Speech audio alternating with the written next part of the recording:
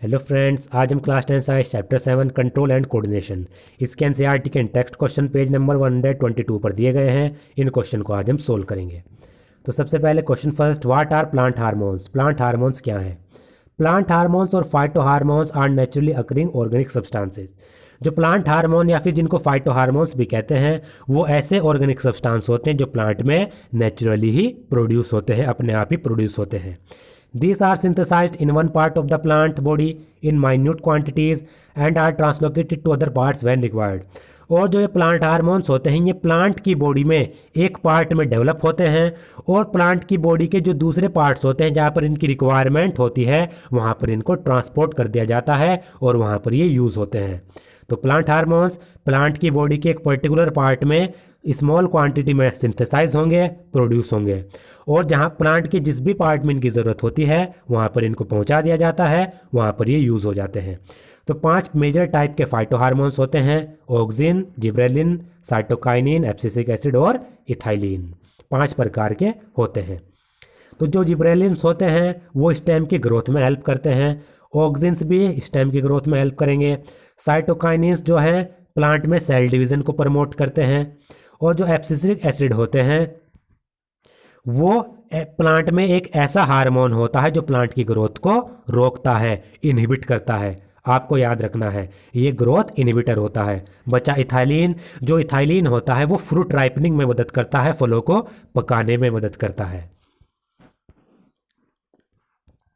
Question 2 है, how is the movement of leaves of the sensitive plant different from the movement of A shoot towards light.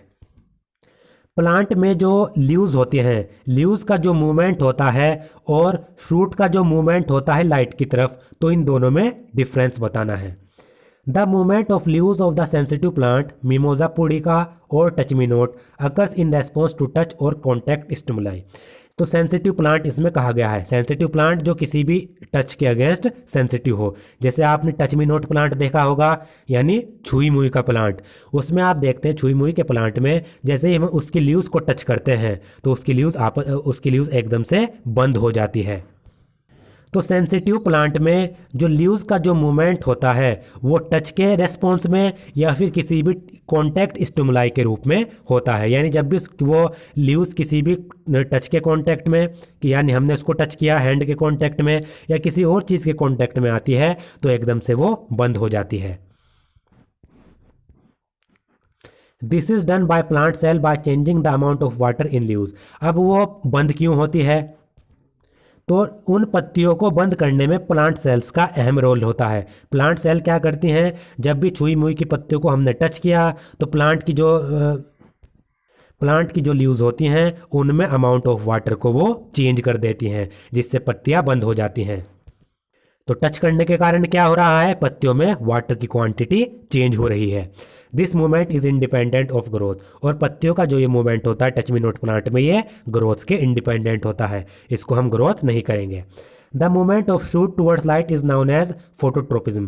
This type of movement is directional and is growth dependent. जबकि दूसरी तरफ अगर हम बात करें, जो shoot का जो मूवमेंट होता है लाइट की तरफ, यानी जो प्लांट का जो शूट होगा वो लाइट की डायरेक्शन में जब ग्रो करने लगता है उसको हम फोटोट्रोपिज्म कहते हैं। इस प्रकार का जो मूवमेंट होता है वो डायरेक्शनल मूवमेंट होता है। डायरेक्शनल का मतलब बस वो सन की डायरेक्शन में ही मूवमेंट करता है, और ये ग्रोथ डिपेंडेंट होता है। तो इसमें ये डिफरेंस था, एक ग्रोथ इंडिपेंडेंट, दूसरा ग्रोथ डिपेंडेंट। थर्ड है, give an example of plant hormone that promotes growth. ऐसे प्लांट हार्मोन के एग्जाम्पल देने हैं हमें जो ग्रोथ को प्रमोट करते हैं। तो यहाँ पर एग्जाम्पल है, जो जिब्रेलिन प्लांट हार्मोन है वो स्टेम की ग्रोथ को प्रमोट करता है, ऑक्सिन भी स्टेम की ग्रोथ को प्रमोट करता है, साइटोकाइनिन सेल डिवीजन को प्रमोट करता है। प्लांट में अगर सेल डिवाइड होंगे तो उसमें वो भी प्लांट की ग्रोथ में हेल्प करती है, प्लांट की ग्रोथ को प्रमोट करती है। तो ये 3 आपको याद रखने हैं। Question 4, how do auxin promote the growth of A tendril around a support. तो किसी भी सपोर्ट के चारों तरफ जो टेंड्रिल्स होते हैं, इस तरीके से आपने बेल में देखे होंगे, किसी भी सपोर्ट, या इस तरीके से मैं बनाऊं इस तरीके से, तो किसी भी सपोर्ट के अगेंस्ट जो टेंड्रिल्स होती हैं उनकी ग्रोथ को ऑक्सिन किस तरीके से प्रमोट करता है। These tendrils are sensitive to touch.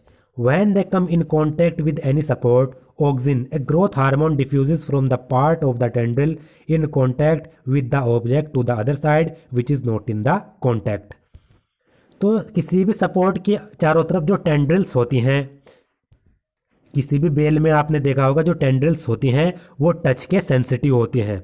जब भी जो ये टेंड्रिल्स हैं ये किसी भी सपोर्ट के कांटेक्ट में आती है, तो जब भी कोई टेंड्रिल्स किसी भी सपोर्ट के कांटेक्ट में आती है तो जो ऑक्सिन होता है वो टेंड्रिल के कांटेक्ट वाले पार्ट से नॉन कांटेक्ट वाले पार्ट में ट्रांसफर हो जाता है, डिफ्यूज हो जाता है, चला जाता है। Therefore, the part of the tendril in the contact with the object does not grow as rapidly as the part of the tendril away from the object. तो इसके कारण क्या होता है, टेंड्रिल का वह पार्ट जो ऑब्जेक्ट के कांटेक्ट में है वो इतनी तेजी से ग्रो नहीं करेगा जितनी तेजी से टेंड्रिल का वह पार्ट ग्रो करेगा जो सपोर्ट के कांटेक्ट में नहीं है। This causes the tendril to circle around the object and thus cling to it. इससे क्या होता है, जो टेंड्रिल है वो ऑब्जेक्ट के चारों तरफ सर्कल बना लेता है और ऊपर चढ़ता चला जाता है। यहाँ पर मैं आपको इस तरीके से बनाकर दिखा देता हूँ। ये हमारा कोई ऑब्जेक्ट है, सपोर्ट है, और यहाँ पर ये हमारा टेंड्रिल है। अभी इसको स्मॉल मान लेते हैं। अब इसमें होता क्या है, यहाँ पर जो ऑक्सिन है यानी ये जो टेंड्रिल का ये वाला पोर्शन जो इस सपोर्ट के कांटेक्ट में आ रहा है, इस कांटेक्ट वाले पोर्शन पर जो ऑक्सिन है वो क्या करता है, जब भी टेंड्रिल किसी सपोर्ट के कांटेक्ट में आता है तो यहाँ पर जो ऑक्सिन होगा वो बिना कांटेक्ट वाले पोर्शन में डिफ्यूज हो जाता है।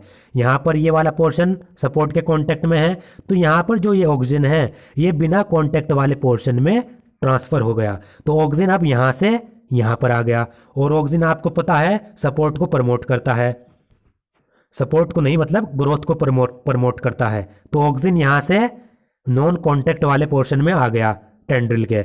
अब ऑक्सिन यहाँ पर हमारा आ चुका प्लांट में, और ऑक्सिन ग्रोथ को प्रमोट करेगा तो यहाँ से जो ये टेंड्रिल है ये आगे की तरफ बढ़ेगी, फिर आगे की तरफ ये बढ़ी, फिर ये यहाँ से आप देखिए अब यहाँ पर जो ऑक्सिन है, क्योंकि जैसे ही ये जो टेंड्रिल है आगे बढ़ी ऑक्सिन यहाँ पर आ गया।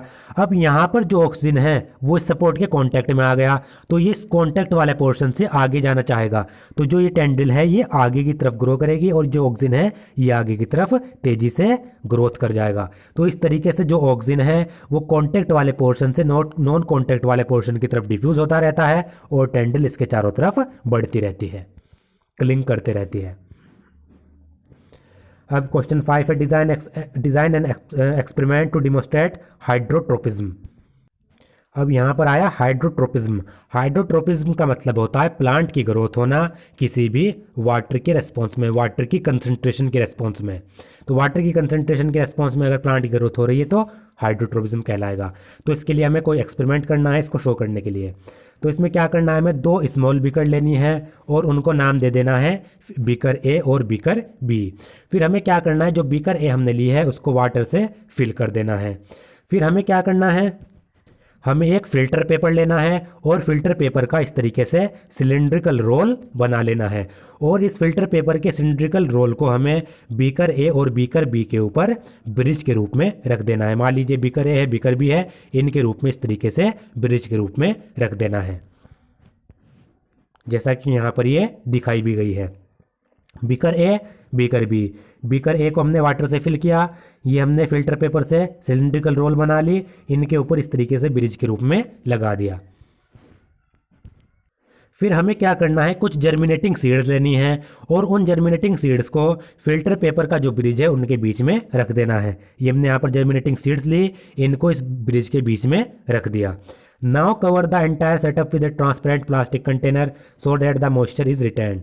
अब हमें क्या करना है, इस पूरे के पूरे को यहाँ से लेकर यहाँ तक पूरे सेटअप को प्लास्टिक कंटेनर से, ट्रांसपेरेंट प्लास्टिक कंटेनर से इसको ढक देना है, जिससे कि जो मॉइस्चर है वो बाहर ना निकल सके। अब हमने ये सेटअप तो कर लिया, ये बीकर लिया जिसमें पानी भरा, ये खाली बीकर, ये ब्रिज फिल्टर पेपर का, और यहाँ पर ये जर्मिनेटिंग सीड, इन सबको प्लास्टिक कंटेनर से ढक दिया।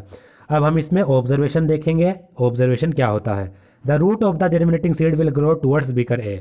इसमें हमने देखा कि जर्मिनेटिंग सीड्स की जो रूट्स हैं, जड़ें हैं, वो बीकर ए की तरफ जा रही हैं। बीकर ए में पानी था, तो जर्मिनेटिंग ए की जो जड़ें हैं उनकी डायरेक्शन कौन सी तरफ है?